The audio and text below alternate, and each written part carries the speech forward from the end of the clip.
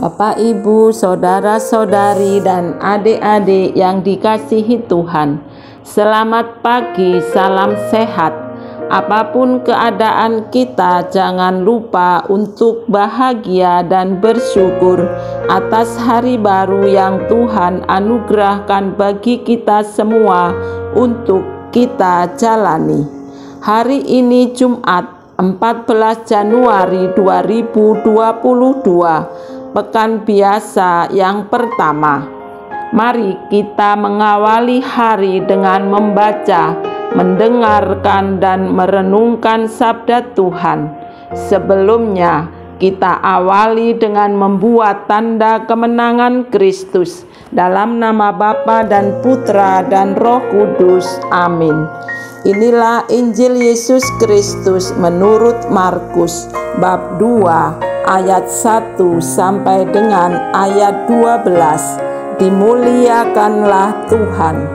Sesudah lewat beberapa hari, waktu Yesus datang lagi ke Kapernaum, tersiarlah kabar bahwa Ia ada di rumah. Maka datanglah orang-orang berkerumun sehingga tidak ada lagi tempat, bahkan di muka pintu pun tidak. Sementara Ia memberitakan firman kepada mereka, ada orang-orang datang membawa kepadanya seorang lumpuh, digotong oleh 4 orang.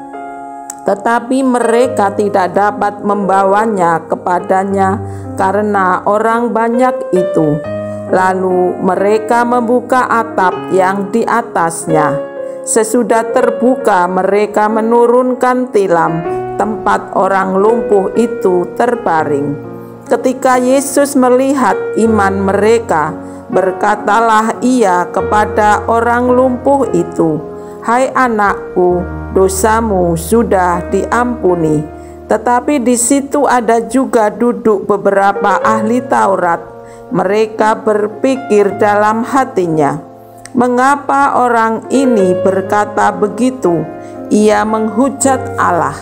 Siapa yang dapat mengampuni dosa selain daripada Allah sendiri?" Tetapi Yesus segera mengetahui dalam hatinya bahwa mereka berpikir demikian. Lalu Ia berkata kepada mereka, "Mengapa kamu berpikir begitu dalam hatimu? Manakah lebih mudah mengatakan kepada orang lumpuh ini, 'Dosamu sudah diampuni,' atau mengatakan, 'Bangunlah, angkatlah tilammu dan berjalan'?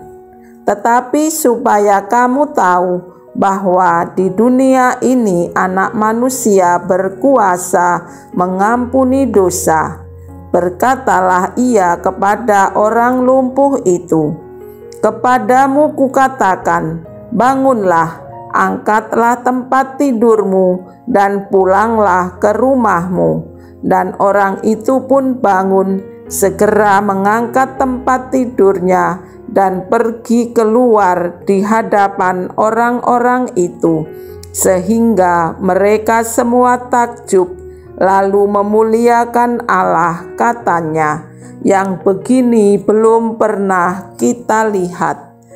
Demikianlah sabda Tuhan. Terpujilah Kristus. Bapak, Ibu, saudara-saudari, dan adik-adik yang dikasihi Tuhan, bacaan Injil yang baru kita dengar ini mengajak kita untuk merenungkan lebih dalam dan lebih luas, apalagi kalau kita bisa mengkontemplasikan seolah sungguh-sungguh hidup dan kita hadir menempatkan diri untuk berperan sebagai apa? Apakah sebagai pendengar firman yang Yesus ajarkan, atau sebagai si sakit, atau sebagai orang yang mengusung si sakit, atau sebagai pemilik rumah itu? Bagaimana perasaan kita? Mungkin muncul rasa kagum kepada Yesus yang menunjukkan belas kasihannya kepada si sakit, dan mampu juga menangkap begitu besar iman pengusung yang sakit.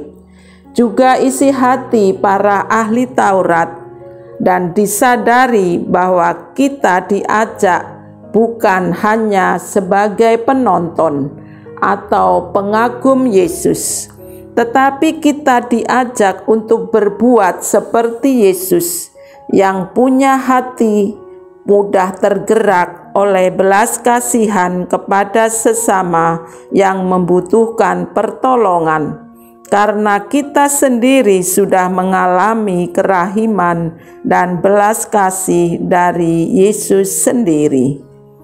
Marilah berdoa.